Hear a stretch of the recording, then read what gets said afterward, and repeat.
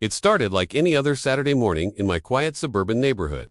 The sun was out, birds were chirping, and I was in my garage polishing my pride and joy, 1969 Mustang Fastback in candy apple red, a classic that turns heads every time I drive it down the street. This car isn't just metal and wheels to mitts, my late father's legacy, something I've restored with my own hands, bolt by bolt. As I admired the shine on the hood, I noticed movement in my peripheral vision. Karen, every neighborhood has one, and ours wasn't spared.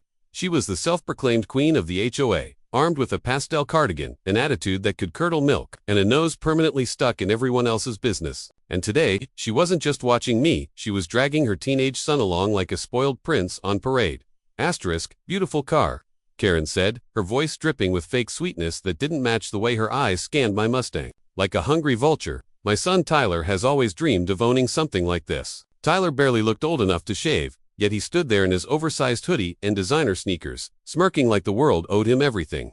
He's getting his license next week, she continued, as if that piece of information was supposed to mean something to me. I gave her a polite smile, keeping my irritation in check. That's great for him. But this car isn't for sale. I turned back to polishing the chrome bumper, hoping she'd get the hint. She didn't. Instead, she took a step closer, lowering her voice like we were conspiring. Look, you don't drive it much, it just sits in your garage. Tyler would take good care of it. I'm sure we can work something out. That was the moment I realized this wasn't a friendly chat, this was a setup. When I refused, again, Karen's mask slipped, and her face twisted into that infamous HOA glare, the one they use when they're about to weaponize the rulebook. This neighborhood doesn't allow non-functional vehicles, she snapped. If it's not driven regularly, it's considered a violation. I could have the HOA fine you. I almost laughed.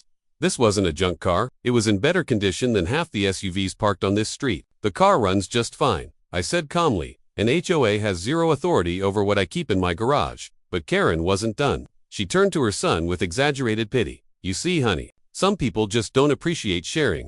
Then she looked back at me, her eyes cold. You'll regret being so difficult. I should have ignored it, but something about the entitlement in her tone lit a fuse in me. I didn't know what she had planned, but I had a feeling it wasn't over. And I was right. 2 days later, I came home from a night shift to find my driveway empty. The garage door was wide open, and my heart dropped into my stomach. The Mustang was gone. I checked every corner of the property, praying it was a misunderstanding. But the truth hit me like a freight train. Someone had stolen my car. I sprinted inside and checked the security cameras, and there it was. Crystal clear footage of Brett's son Tyler and 2 of his friends breaking into my garage at 3 a.m., hot-wiring the Mustang and driving off like they were in some Fast and Furious audition. And who was supervising the whole thing from her SUV parked across the street? Karen herself. She even waved at the camera as they sped away. I sat there staring at the screen, torn between rage and disbelief. They had no idea who they were messing with. Not just a guy who loves his car, but the chief of police. I could have called in a squad right then and there. But this wasn't just about recovering the car, it was about teaching a lesson that Karen and her precious Tyler would never forget. I grabbed my badge, strapped on my holster, and made a few quiet calls to my most trusted officers. Within an hour, we traced the car to an abandoned parking lot on the edge of town, where Tyler and his friends were taking selfies with my Mustang like it was some kind of trophy. I pulled up in an unmarked unit, watching from a distance as they popped open sodas and blasted music. Then, in one swift move, we boxed them in with 3 cruisers, lights flashing like a 4th of July show. The kids froze, their smug grins melting into sheer terror, and then I stepped out, uniform crisp, badge gleaming. Having fun, boys? I asked, my voice calm but sharp as a blade. Tyler stammered something about borrowing the car, but his excuses died the moment Karen arrived, screeching into the lot in her Lexus like a banshee. She jumped out, waving her HOA rulebook as if it was going to save her from the reality unfolding in front of her. You can't arrest my son, she screamed. He's a minor, and this car practically belongs to us.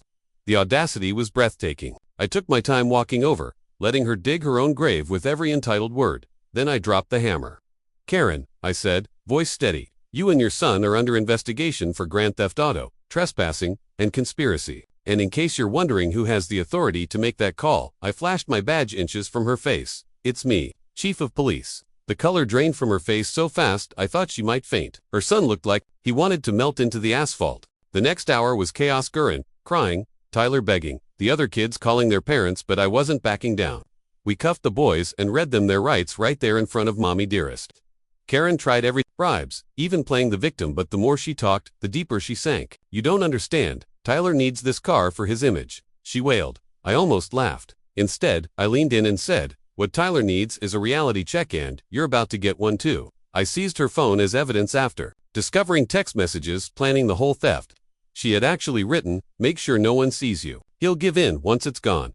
That was all the proof I needed. Asterisk, by the end of the day, Karen was slapped with multiple charges, the boys were booked and released to their horrified parents, and the Mustang was back where it belonged, safe in my garage. But the story didn't end there. The HOA held an emergency meeting to remove Karen from the board after word spread about what happened.